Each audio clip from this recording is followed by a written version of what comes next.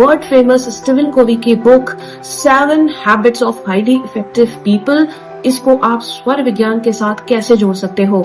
ऐसा पॉडकास्ट आपको पूरे YouTube पे कहीं नहीं अवेलेबल होगा। सो इसे ध्यान से सुनो। ये पॉडकास्ट आपको जिंदगी के हर एक एरिया में सफल होने का वो राज दे सकता है जो आपको कहीं नहीं मिलेगा। दोस्तों, क्या आपने कभी सोचा है कि दुनिया के सबसे सफल लोग कुछ तो ऐसा जानते हैं जो साधारण लोग कभी नहीं जान पाते? कि क्या जितने लोगों ने स्टीवन कोवी की किताब पढ़ी है उनमें से क्या हर एक आदमी सफल है? नहीं है। क्योंकि दोस्तों, ये 7 आदतें केवल 7 आदतें नहीं बल्कि ब्रह्मांड का एक ऐसा व्यू चक्र है जो कि ब्रह्मांडीय ताकतें आपके लिए रचती हैं। इन्हीं भाग्यशाली लोगों का स्वर और ये आदतें सिनर्जाइज्ड हो जाती है, सिंक्रोनाइज्ड हो जाती है। और कुछ लोग इस सिंक्रोनिसिटी को नहीं बना पाते, और जो नहीं बना पाते वो इस तरह की किताबें पढ़ने के बावजूद असफल रह जाते हैं, और जो बना पाते हैं वो सफलता की ऊंचाइयों तक पहुंच जाते हैं। की सबसे पहली आदत है कि आपको प्रोएक्टिव बनना है। जैसे ही आप सुबह उठते हैं, स्टीवन कोवी ने अपनी इस बुक में ये कहा है कि आपको प्रोएक्टिव बनना है। प्रोएक्टिव बनना मतलब कुछ लोग ऐसे होते हैं जो परिस्थितियों के दास होते हैं। मतलब परिस्थितियां जैसी हैं, अगर कोई परिस्थिति नेगेटिव है तो आप उसमें रो रहे हैं, बिलख रहे हैं और चीजों को, परिस्थितियों को कोस रहे हैं, यानी परिस्थिति आपको गवर्न कर रही है। ठीक है। और दूसरे वो लोग होते हैं जो परिस्थिति को क्रिएट कर रहे होते हैं।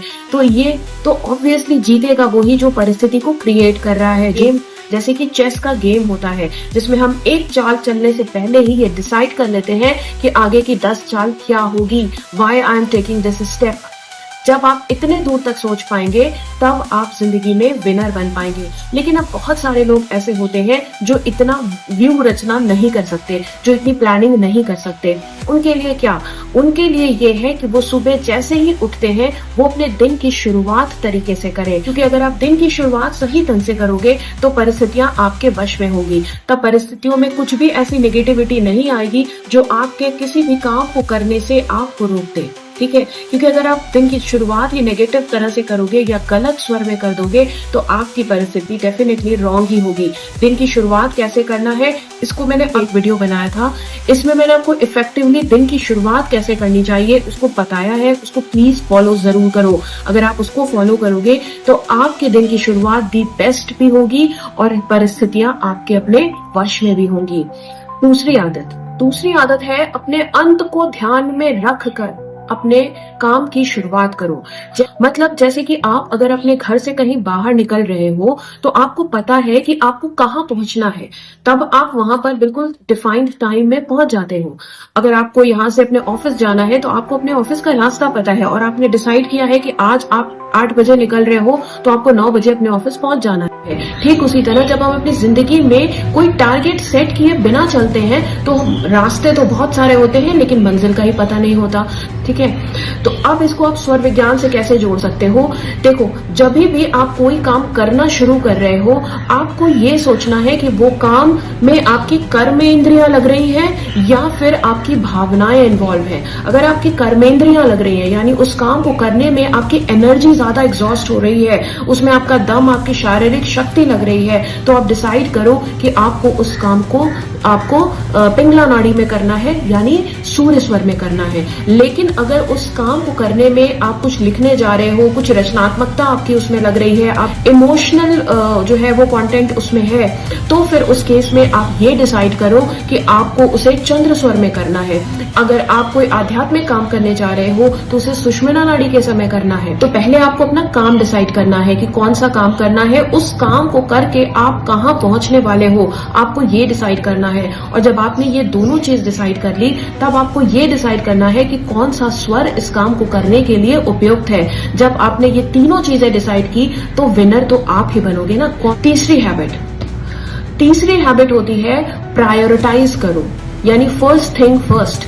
जो इम्पोर्टेंस में पहले हो। अब इसको आप कैसे डिसाइड करोगे? देखो, आपका एक गोल होता है। मान लो किसी का गोल है कि वो स्वस्थ रहना चाहता है, या किसी का गोल है कि वो 1 करोड़ कमाना चाहता है, किसी का गोल है कि वो रिलेशनशिप को बिल्ड करना चाहता है।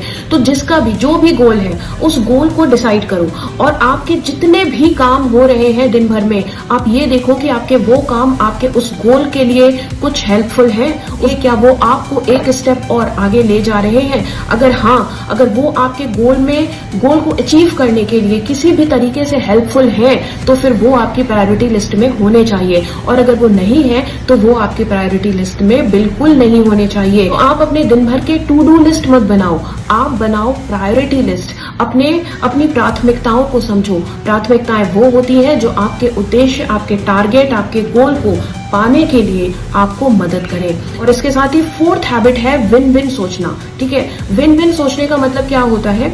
देखो, जब भी आप किसी काम को करते हो, आप जो आजकल के लोगों की आदत होती है कि वो बहुत ही सेल्फिश होकर काम करना शुरू करते हैं। उनको ये लगता है कि केवल उनका भला हो, दूसरे का भला ना हो, या फिर केवल विनर वो ही बने, तारीफ केवल उन्हें ही मिले। ऐसा कभी नहीं सोचना चाहिए। अगर सिर्फ अकेले आप ही सफल हो, आपके सारे रिश्तेदार, सारे दोस्त, सब लोग असफलता की गर्त में हैं, तो आप वो विनर बन भी जाओ, तो माउंट एवरेस्ट पे आप अपने आप को अकेला ही पाओगे। उस सफलता को सेलिब्रेट करने वाला ही कोई नहीं होगा। तो वो सफलता आपकी सफलता नहीं, बल्कि आपकी बहुत बड़ी हार बन जाएगी। तो आपको हमेशा एक लीडरशिप अप्रोच को अपनाना चाहिए। दोनों काम कि आप अपनी प्रायोरिटीज को कैसे सेट करोगे और आप अपने को विन विन सिचुएशन में कैसे रखोगे, ये दोनों काम स्वर विज्ञान से आप बहुत आसानी से जान सकते हो। हर घंटे में आपका सुषुम्ना स्वर एक्टिव होता है 90 सेकेंड्स के लिए। 60 से 90 सेकेंड्स के लिए आपका सुषुम्ना स्वर एक्टिव होता है। आप उस समय मेडिटेट कर सकते हो। मेडिटेट करके आप जब परमात्मा से कनेक्ट होते हो, तो आप उस परमात्मा से ग्रेटिट्यूड भी शो करो, और साथ ही ये गाइडेंस भी मांगो कि किस तरह से आप सबके लिए हितकर हो सकते हो, किस तरह से आप लार्जर इंटरेस्ट में सोच सकते हो। इसके लिए ऊपर वाला परमात्मा आपको रास्ता दिखाए। और आश्चर्य होगा आपको जानकर, ये महसूस करके कि जब आप इस काम को डेली करोगे, तो आपकी अंतरात्मा आपको खुद रास्ता दिखाने लगेगी कि आप किस तरह से खुद भी सफल हो और दूसरों को भी सफल बनाओ। तो दोस्तों, ये थी चौथी हैबिट। 5वीं हैबिट है first understand then seek to be understood. पहले आप लोगों को समझो और तब आप ये उम्मीद रखो कि वो आपको समझेंगे। नेक्स्ट 6th हैबिट है सेनर्जाइज करो, सेनर्जी को बनाओ। ये दोनों आदतें आपस में थोड़ी सी रिलेटेबल हैं। अक्सर ऐसा होता है कि हम जब भी किसी से बात कर रहे होते हैं, तो हम क्या करते हैं कि हम जो है पहले अपने को ही बताने लगते हैं कि मुझे ये चाहिए, मुझे ये चाहिए, मुझे ये पसंद है, मुझे ये नहीं पसंद है। किसी भी रिश्ते में पहले आप सामने वाले को समझने की कोशिश करो, पहले आप उसे सुनो, और जिस वक्त वो बोल रहा है आप अपना स्वर चेक करो। कौन सा स्वर एक्टिव है आपका, ये देखो। हमेशा डीप ब्रीथ करते रहोगे तो आपको अपने स्वर का हमेशा ज्ञान रहेगा कि कौन सा स्वर एक्टिव है। तो जो स्वर आपका एक्टिव है, अगर वो उसी साइड से बैठकर बोल रहा है, और जब आप इनहेल कर रहे हो, वो ज्यादातर टाइम्स उस समय बोल रहा है जब आप सांसों को इनहेल कर रहे हो, तो इसका मतलब है कि वो जो भी कह रहा है वो सही कह रहा है। तो आप उस चीज को अडेप्ट कर लो। लेकिन अगर इसका उल्टा है, आपका स्वर बंद है और आप उस वक्त एक्सेल कर रहे हो जिस वक्त वो बोल रहा है, तो आप ये समझ लो कि वो गलत बोल रहा है। ठीक है, तो उस केस में आप अपना स्थान परिवर्तित करो और उसको उसके उस तरफ जाकर खड़े हो जाओ जो स्वर आपका एक्टिव है। जैसे ही आप अपने एक्टिव स्वर की तरफ उस इंसान को लाओगे, उसके बाद उसको पूरा सुनने के बाद जब आप अपनी बात उससे कहोगे, तो वो आपकी सारी बात मानेगा। क्योंकि जैसे ही वो आपके एक्टिव नोस्ट्रल की तरफ आ जाएगा, उसके नाम को लो, उसको इनहेल कर लो, और उसके बाद आप अपनी सारी बातें बोलो, तो आपको वो बहुत आसानी से समझेगा। तो स्टीवन कोवी की ये हैबिट कि first you understand then you seek to be understood, यानी पहले आप दूसरों को समझो और फिर अपने को समझाने की कोशिश करो, तो ये बहुत ही इफेक्टिवली तरीके से आप इसको अडेप्ट कर सकते हो। पहले आप दूसरों को सुन लो, अपने स्वर को देखो, चेक करो कि क्या वो सही कह रहा है। अगर वो सही नहीं कह रहा, तो फिर आप उसको समझा दो, उस तरफ लाकर जो स्वर आपका एक्टिव है। तो इस तरह से स्वर विज्ञान का इस्तेमाल करके बहुत ही बेहतर तरीके से आप अपनी बातों को दूसरों को समझा पाओगे।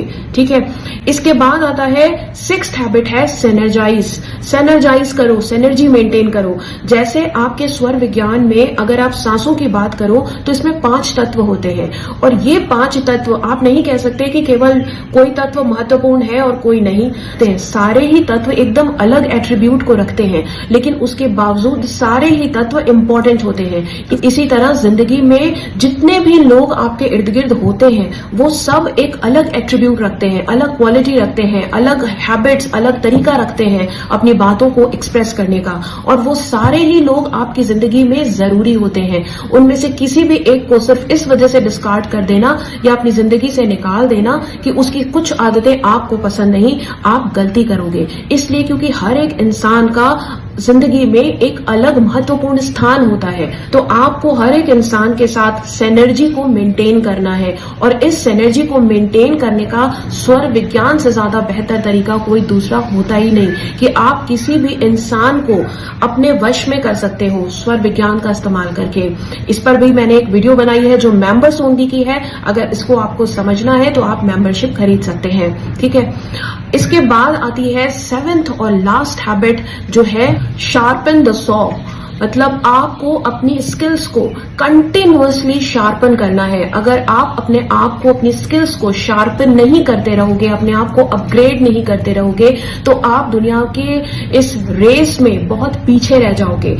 दुनिया में अगर आपको आगे बढ़ना है तो कंटिन्यूअसली आपको अपने आप को अपग्रेड करना है, और अपग्रेड करने का या अपने आप को, जो कहते हैं ना, जैसे मशीन चल रही है लगातार तो उसकी सर्विसिंग जरूरी होती है, उसमें नए जो इक्विपमेंट्स लगाने जरूरी होते हैं। ठीक उसी तरह जब आपका शरीर जो पूरे दिन काम कर रहा होता है उसको भी चैन और सुकून 2 मिनट के लिए जरूरी होता है। आपको अपनी स्किन को भी शार्पन करना है, और साथ ही साथ दिन के अंत में एक न एक बार बैठकर 10 मिनट के लिए अपने सुषुम्ना नाड़ी के समय मेडिटेट करना है, और कोई नाम जप या मंत्र चैंटिंग इस तरीके के काम जरूर करना है जो आपको दिमागी शांति भी देता है, भी आप लोगों को अपने साथ सेनर्जाइज कर पाते हो, और साथ ही साथ आप ये समझ पाते हो कि आपको कहां पे अपग्रेडेशन की जरूरत है। यूनिवर्स आपको वो रास्ता अपने आप दिखाती है। तो दोस्तों, ये था 7 habit of highly effective people and स्वर विज्ञान। इन दोनों को आप कैसे जोड़ सकते हो, कैसे आप इन दोनों को जोड़कर अपनी जिंदगी में दी बेस्ट रिजल्ट को पा सकते हो। अगर ये वीडियो पसंद आई हो तो लाइक जरूर करना और एक कमेंट जरूर करना। जय श्री राम।